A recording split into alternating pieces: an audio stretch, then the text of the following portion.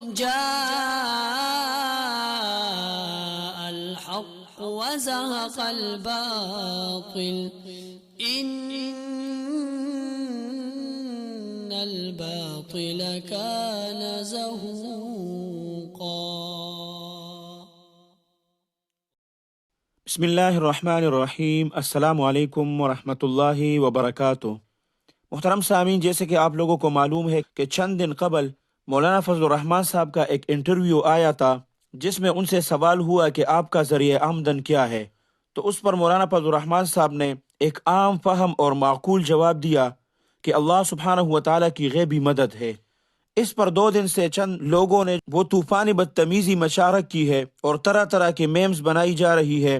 محترم سامعین، ان لوگوں کی خدمت میں عرض ہے کہ بائی رازق اللہ سبحانہ و تعالیٰ کی ذات ہے، وہی سب کو روزی دیتا ہے اور اپنی غیب کے خزانوں سے دیتا ہے، تو پھر آپ کو اعتراض کس بات پر ہے؟ آپ کروڑوں کی دکان کھول کر بیٹھیں، گاہک نہ آئے تو آپ کو روزی کہاں سے ملے گی؟ گاہک کو آپ جا کر گھر سے کھینچ لاتے ہیں یا اللہ سبحانہ و تعالیٰ بیچتا ہے؟ روزی کا تعلق حقیقی معنوں میں اللہ سبحانہ و تعالیٰ کے غیب کے خزانوں سے ہے، وہ جسے چاہتا ہے بے حساب عطا کرتا ہے۔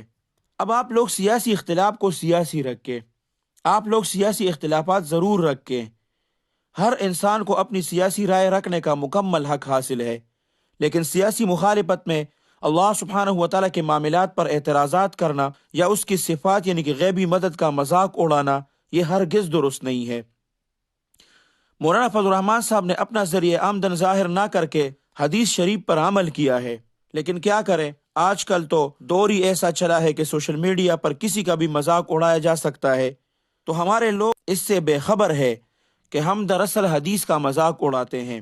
نماز پڑھنا صحیح نہیں آتا لوگوں کو اور علماء کو سمجھانے لگ جاتے ہیں، حالانکہ حدیث شریف میں فرماتے ہیں، نبی کریم صلی اللہ علیہ وسلم کا ارشاد مبارک ہے، وہ فرماتے ہیں کہ استعینوا علی انجاح الحوائج بالکتمان فإن کل ذی نعمت محسود۔ حدیث شریف کا مفہوم اس طرح ہے کہ اپنی ضروریات کو پورا کرنے کے لیے رازداری کے ساتھ کام لیا کرو، کیونکہ ہر نعمت والے سے حسد کیا جاتا ہے۔ تو جب حدیث مبارک کا مفہوم یہ ہے کہ اپنی ضروریات پورا کرنے کے لیے رازداری سے کام لو، اور اس میں رازداری ہی بہتر ہے، کیونکہ جب آپ اپنی نعمت کو ظاہر کرو گے تو شاید لوگ آپ سے حسد کرنے لگے، تو اس وجہ سے حدیث مبارک میں بھی فرمایا گیا ہے کہ آپ اس میں رازداری سے کام لیں۔ تو یہ چونکہ حدیث میں آیا ہے اور مولانا فضل الرحمان صاحب نے اس حدیث کے روشنی میں جواب دیا ہے، تو اس لیے ہر چیز مذاق اڑانے کا بھی نہیں ہوتا۔ برائے مہربانی آپ لوگوں سے عاجزانہ درخواست کرتے ہیں کہ ہر چیز کا مذاق نہ اڑائیں۔ کوئی چیز اس طرح ہوتا ہے جس کا آپ مذاق اڑاتے ہیں تو اس میں ایمان جانے کا خدشہ ہوتا ہے، اس لیے آپ دوستوں سے درخواست ہے کسی کا مذاق نہ اڑائے۔ اللہ سبحانہ و تعالی ہمیں حدیث اور قرآن پر عمل کرنے کی توفیق عطا فرمائے۔ اللہ سبحانہ و تعالی ہمیں دوسرے مسلمان کے مذاق اڑانے سے بچائے۔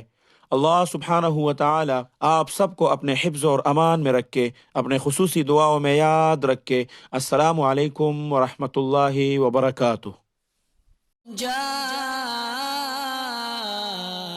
الحق وزهق الباطل إن الباطل كان زهوقا.